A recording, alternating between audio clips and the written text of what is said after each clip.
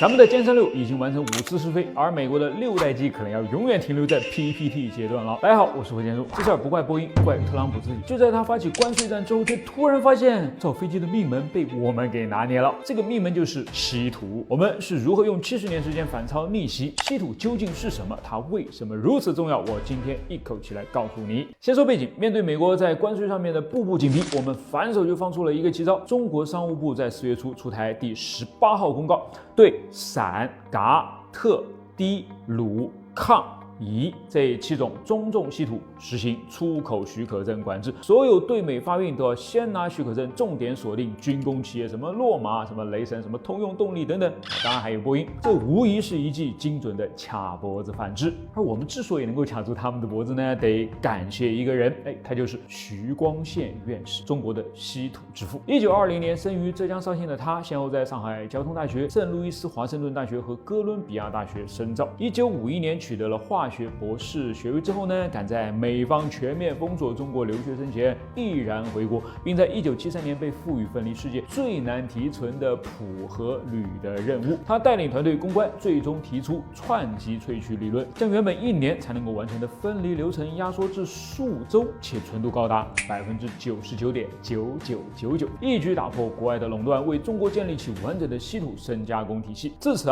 我们才有了手上这张王牌对全球稀土产业链的绝对掌控。根据美国地质调查局的数据，中国拥有约4400万吨的稀土氧化物储量，占全球34%之多。2023年，中国政府批准的稀土采矿配额达到24万吨，分离精炼配额达到23万吨。业内研究表明，全球大约有70%的稀土矿产来自于中国，而中国的深加工能力更是高达85%，美日等国难以望其项背。从1950年至2019年，中国在稀土领域提交的专利大约超过了2.6万件，远超日本和美国的1.39万与9810件，技术壁垒和产业链优势牢不可破。说了半天，稀土到底是个什么东西呢？咱们简单来说它是一包含有17种元素的魔法粉，往高科技装备里面这么一撒呢，就能够瞬间激活神奇能量。只不过这17种元素天生粘在一起，难舍难分，全靠中国特有的萃取术才能够各显神通。F-35隐形战机缺了它，立马就会变风筝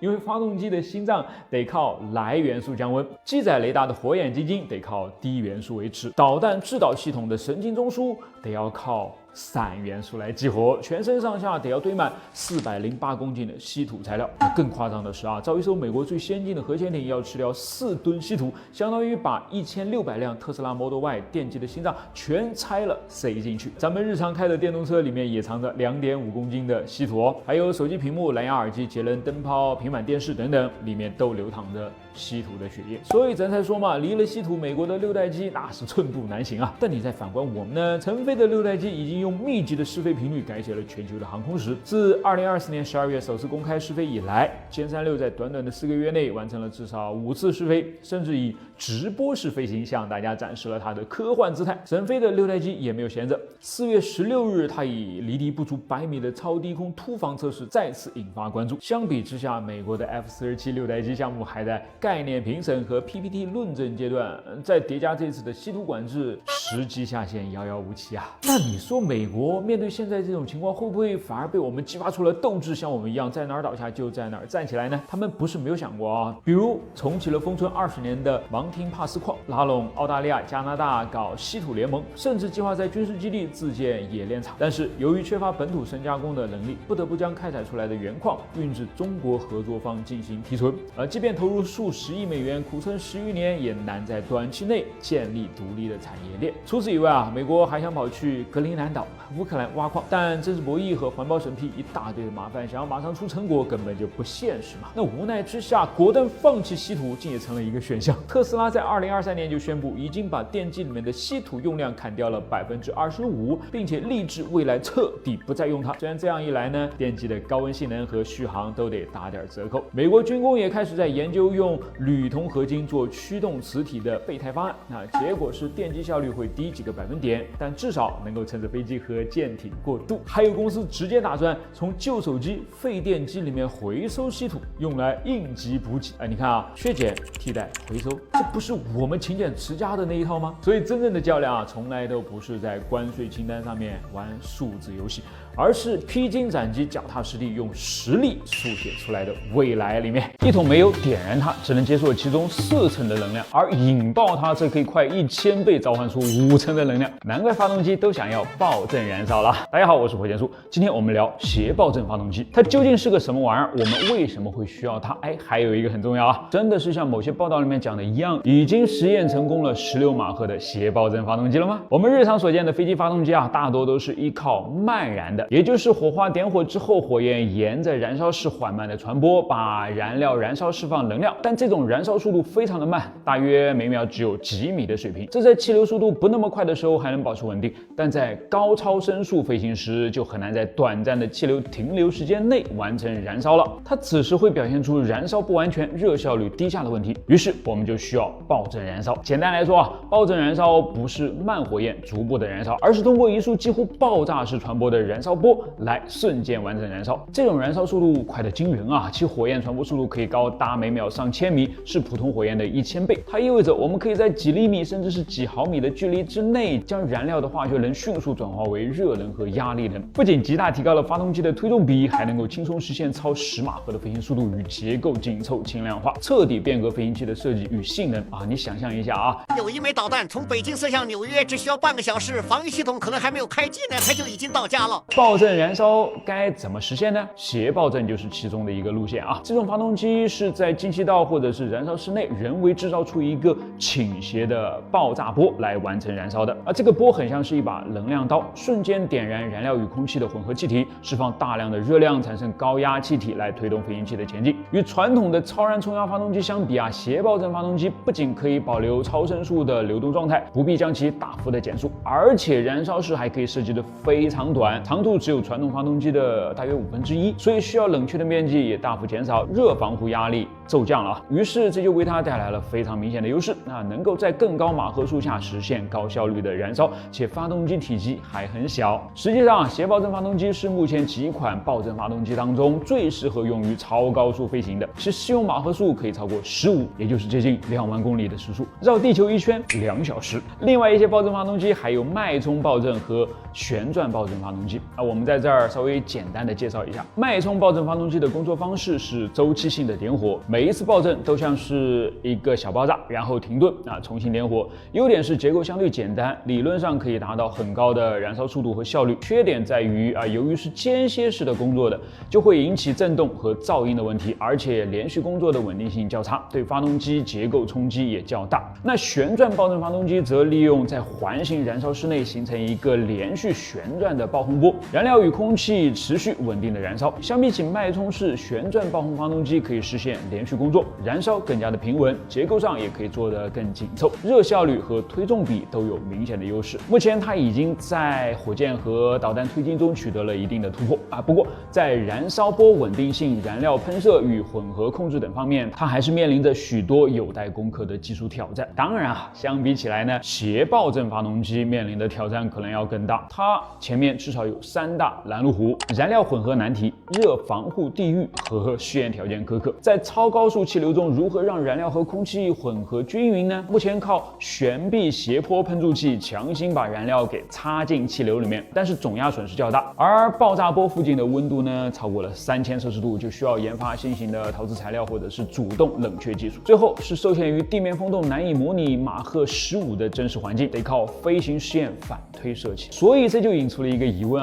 网上很多讨论说我国已经成功试验了16马赫的邪爆震发动机，那究竟是真是假呢？来，直接给你们上论文，它发表在去年12月的《试验流体力学》期刊上，细节就不再赘述了。其重点突破是通过采用鼓包强制起爆技术，有效克服了航空煤油、空气混合物长点火延迟的难题，在仿真马赫9飞行条件下，稳定实现了邪爆轰波的注定，从而证明了航空煤油驱动邪爆轰发动机的可行性。这其实已经很厉害了毕竟相比起传统燃料，比如氢气或者是乙烯，航空煤油不仅能量密度度更高，储存和运输更加方便，而且无需复杂的低温保存措施，从而简化了燃料系统的设计，降低了工程难度和成本，为携爆控发动机的实际应用提供了更实用的选择也让未来各种超高速飞行器能够更快的走进现实。但是非要再添油加醋，那就真的过了人家哪句话说了16马赫呢？这不白纸黑字写着的吗？试验模拟了马赫数9、高度48千米的飞行状态。好了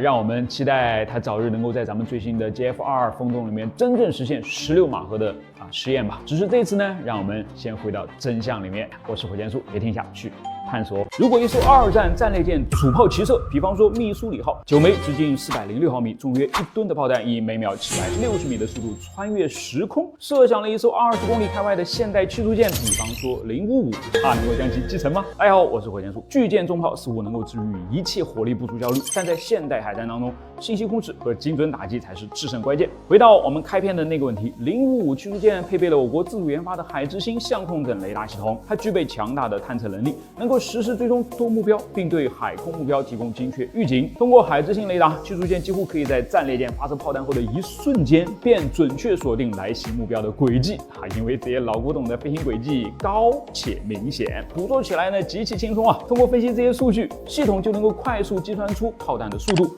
落点以及威胁程度，为后续的应对提供有力的保障。接着现代驱逐舰上面的火控系统就立刻介入并做出反应了。055上面的红旗 9B 防空导弹系统便是其中的一部分。虽然其设计初衷是为了拦截导弹，但对于体积庞大的炮弹来说，依然能够发挥不小的作用。同时，近防武器系统也发挥着重要作用。055配备的1130近防系统能够实时锁定来袭目标，并通过高精度的自动化武器系统来进行拦截。它的反应速度极快，每分钟能够发射数千发的炮弹，用于击毁高速接近的目标。所以，对于这9枚正在接近当中的巨炮来说相当于面对着2堵墙。即便身材魁梧、人多势众，但是想要突破也几乎不可能那除了以上的主动防御，咱还有被动防御嘛？比如说，可以依赖自身的机动性来规避敌方火力。在海战当中，有一种古老的规避炮弹战术被称之为之字形机动。这种战术通过不断改变航向和速度，使敌方火炮难以预测目标的移动路径，从而提高生存几率。现代驱逐舰的速度和敏捷性在这里显得尤为关键。虽然战列舰的大炮射程和威力巨大，但其发射间隔较长，且炮口需要一定的时间来调整。在每次发射之后呢，炮弹可能会需要30秒甚至更久才能击中目标，而这段时间就足够驱逐舰根据战列舰的设计轨迹及时调整航向，规避炮弹了。此外现代驱逐舰的先进雷达和火控系统呢，能够实时预测来袭炮弹的轨迹，帮助舰长及时做出规避决策。通过不断根据雷达数据调整航向，驱逐舰可以尽量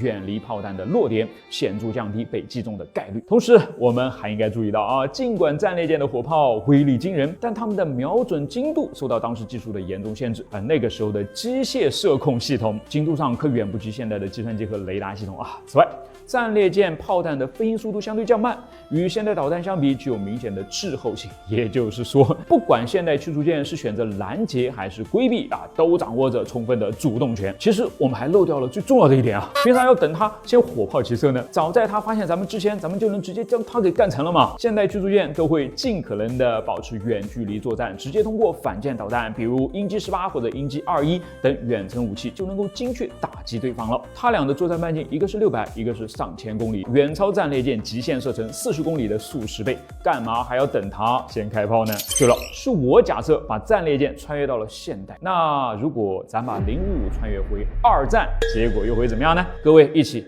来脑洞一下吧。我是火箭叔，别停下去探索。时尚这股风终于是刮到坦克身上了在接下来很长一段时间内，为坦克别上笼子将会成为一个趋势。为什么？除了好，算了，我实在是没办法昧着良心说的好看虽然这些笼子真的是有碍其颜值，但是却有利于其生存。最好的例子莫过于那些死要面子不要笼子的 M1 坦克了首批进入乌战场的 M1 被摧残的简直不成个样子，后来马上就学乖，立刻就加班加点把笼子给焊上了。可是你知道吗？在一开始的时候，俄罗斯在他们的坦克顶上加装笼子的时候呢，乌克兰还专门拍了一段视频来嘲笑他们，说你装笼子有什么用呢？屁用也没有你看我们可是有标枪反坦克导弹的可以完全无视你的笼子，照样掀翻你的车顶。视频里面的情况呢，的确是如此这个笼子好像的确对标枪没有一点点的作用但奇怪的是，随着行动开始，装上笼子的俄罗斯坦克不减反增了。俄罗斯人是傻吗？事实证明是很多人错误的假设了笼子的用途嘛。大多数人会认为这些笼子起到的作用跟格栅装甲类似，目的是为了降低反坦克导弹的杀伤力，因为这些反坦克导弹用的基本上都是高爆战斗物，它不是用动能，而是用化学能来穿透装甲的。它通过空心装药的方式，以爆炸时产生的高温溶解金属药浸罩，再利用暴风波的冲击，将这股金属射流以高达1000到3000米每秒的速度推出，使其穿透坦克装甲，并对成员造成伤害。不过，它的穿甲能力跟它的药浸罩口距离装甲的高度有很大的关系，太近或者太远都不行。所以，格栅装甲或者是坦克头顶的笼子，就能够让这些反坦克导弹提前爆炸，错过了破甲的最佳炸高，对坦克的伤害自然就降低了。但坦克头顶上笼子是为了对付反坦克导弹吗？还真不是啊！被标枪击中了，该炸还是得炸。于是有些人就笑得更欢了啊，大肆嘲笑这些笼子为警笼，并认为他们很快就会在战场上彻底消失。但事实也恰好与之相反啊！这些笼子的使用量不仅增加了，而且还从原先的小型伞状笼子发展成了覆盖整个坦克的全封闭笼子。背后的原因其实很简单，那就是无人机的出现。由于无人机可以轻松穿过笼子与坦克顶部装甲之间的缝隙，所以我们就可以看到这些笼子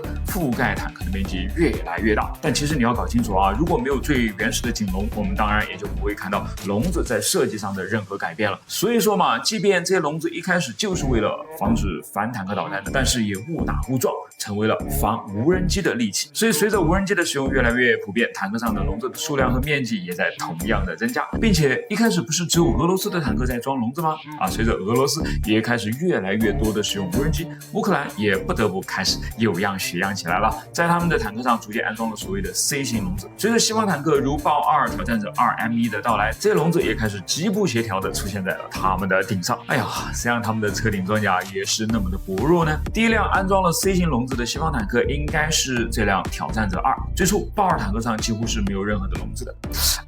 但奇怪的是，这也没有导致很多豹2被无人机击毁。所以在看到这个情况之后 ，M1 就侥幸了啊，他在首次大量部署中呢没有加装任何的笼子，结果嘛，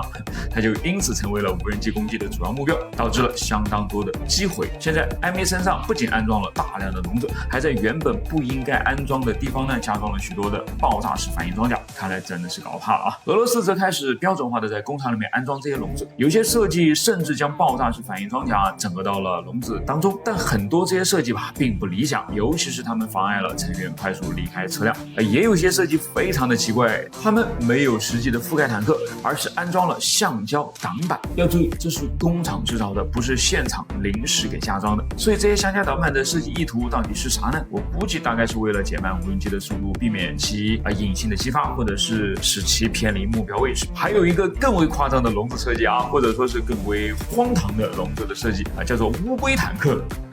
如果你还称它为笼子的话，因为它们大多覆盖着简单的金属板或者是金属片，其背后的可能意图是遮挡坦克，防止无人机瞄准坦克的弱点。但问题是，这样改造之后，你的坦克还能够有效的作战吗？炮塔旋转大大的受限，可视范围也严重的受限。一辆不能站的坦克开出去，只是为了不被干，意义又何在呢？所以，既然笼子已经成为了坦克身上必不可少的一样装备了，那不如咱们就来好好设计它呗。向时尚界多取经嘛，毕竟把廉价的东西做出高级感，谁能够玩得过他们呢？最后我要补充一句笼子这个潮流到底能够持续多久？这里面还有一个很大的变数，那就是得看用来对付无人机的主动防护系统何时能够诞生了。德国和法国设计的最新型坦克都配备了整合雷达的远程武器站，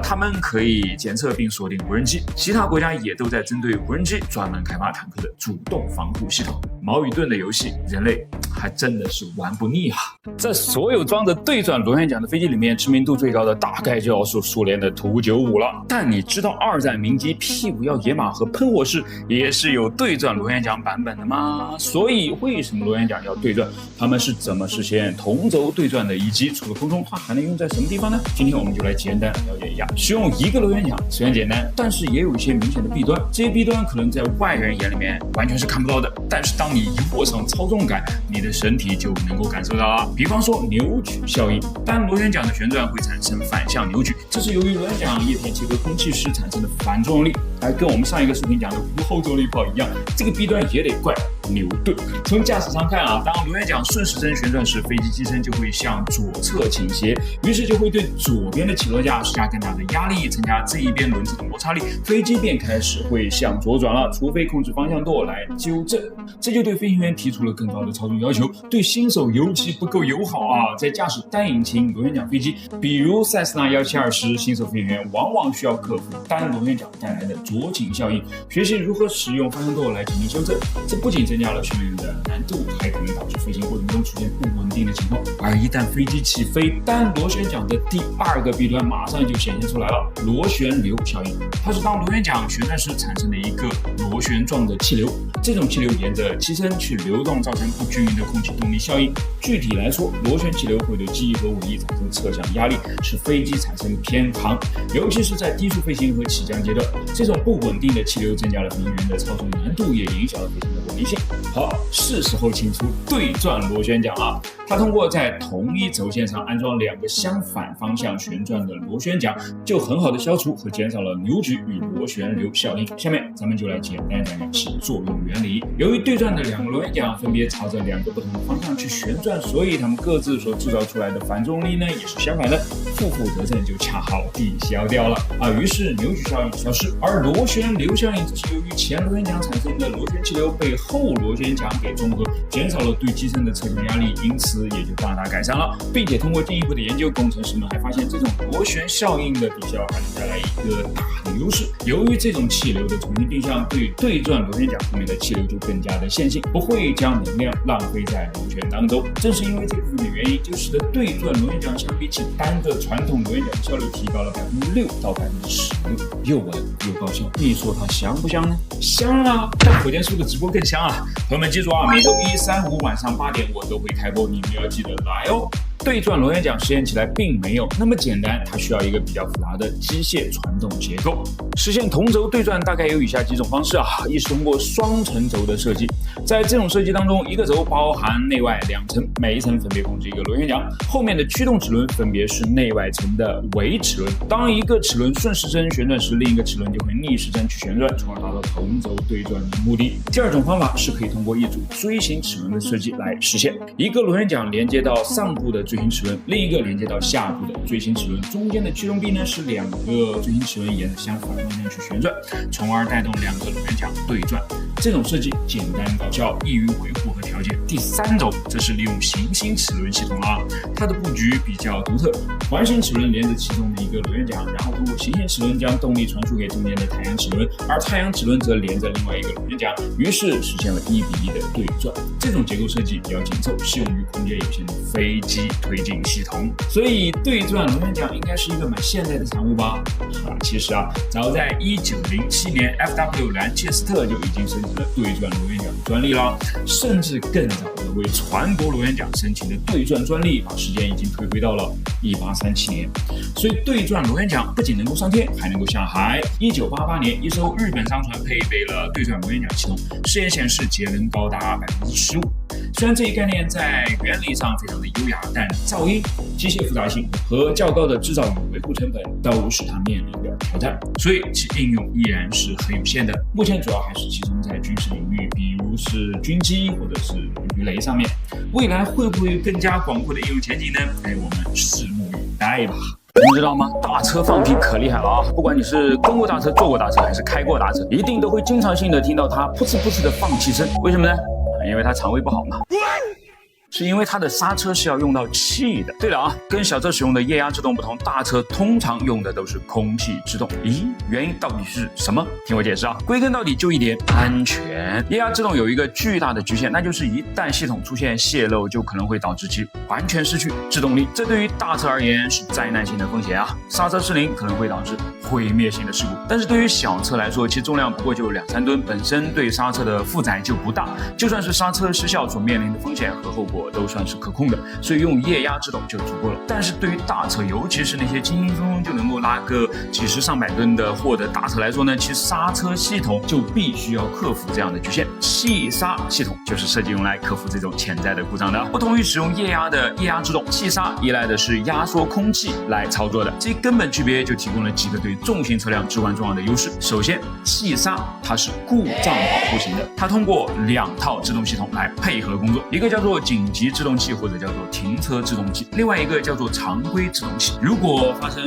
空气泄漏，紧急制动器会自动启动，把卡车直接给刹停了，避免了危险。那它是怎么做到的呢？原来是弹簧跟空气玩了一个平衡的游戏。在正常行驶时，制动室内的压缩空气会平衡弹簧的压力，使刹车保持在松开状态。而当气压系统失效或者是出现泄漏时，例如气泵故障或管道破裂，弹簧就失去了气压的平衡，会自动压紧，是不是很简单？但是又很有效呢？好，接下来让我们来完整的看一看这整个系统是如何运作的啊。气刹系统的主要组件包括空气压缩机、储气罐、制动室和控制气流的各种阀门和管路。整个过程始于空气压缩机，它由卡车的发动机来驱动，负责将空气加压，并将其送入到储气罐中储存，直到需要时使用。这些储气罐至关重要啊，因为它们储存了足够多的压缩空气，即使压缩机暂时停止工作了，也能够多次施加制动。这种冗余设计是另外一个安全特性的体现嘛，确保即使在压缩机出现故障时，卡车也能够停得住。当司机踩下制动踏板时，储气罐当中的空气会释放到制动管路当中，进入到位于每个车轮的制动室。在每个制动室的内部有一个隔膜或者是活塞，当施加空气压力时，它会推动与制动机构相连的推杆，使刹车片与刹车鼓或者是刹车盘接触，产生摩擦，减慢卡车的速度。制动力的大小与施加的空气压力成正比，司机因此就可以控制所需的制动力度了。气刹系统还有一个独特之处，叫做双回路系统。大多数卡车都有2个独立的气路，每个回路控制不同组的制动器。这种设计确保即使一个回路失效，另外一个仍然能够工作，给剩余的车轮提供制动力，让卡车也能够停得下来。你看这种双回路系统是不是又是气刹系统当中的一个安全层呢？进一步为停下这些庞然大物提供了有力的保障。下一个重要的东西就是空气干燥器了，它也是气刹系统当中的关键组件之一。空气压缩机从环境当中吸入空气时，也会带入水分，如果不加控制，这些水分可能会在刹车管路和罐子当中凝结，导致寒冷天气中的结冰或腐蚀等问题。空气干燥器在压缩空气进入到储气罐之前，会去除其中的水分，从而防止这些问题，确保制动系统在各种天气条件下都能够可靠的工作。安全阀在气刹系统当中也发挥着重要的作用，其中一个关键阀门叫做调节器，它会根据系统当中的空气压力来控制空气压缩机的输出。当压力达到一定的水平时，调节器会发出信号，指示压缩机停止压缩空气了，以防止系统过压。此外呢，系统当中还安装有压力释放阀，如果压力超过安全水平，这些阀门会将里面的空气给释放掉，保护整个制动系统免受损坏。以上这些都保证了气刹系统的高效高可靠性，显然就使它成为了需要经常长途跋涉、经常穿越山区，或者是经常在恶劣天气中行驶的卡车的标配了。所以你学会了吗？如果有什么心得的话，可以在每周1、3、5天晚8点到我的直播间来交流，我等你哦。终于有新车上市了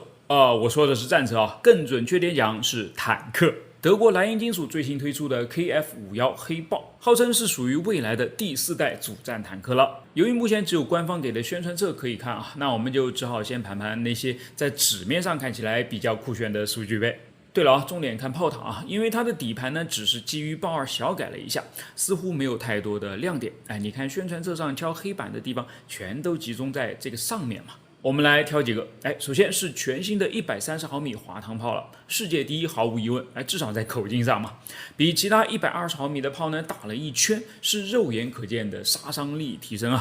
同时，这门火炮也是由数字化加持了的，通过一个所谓的未来火炮系统，数字和光学的综合信息将同步显示在车长和炮手的屏幕前面，让他俩都可以对开火做出决策。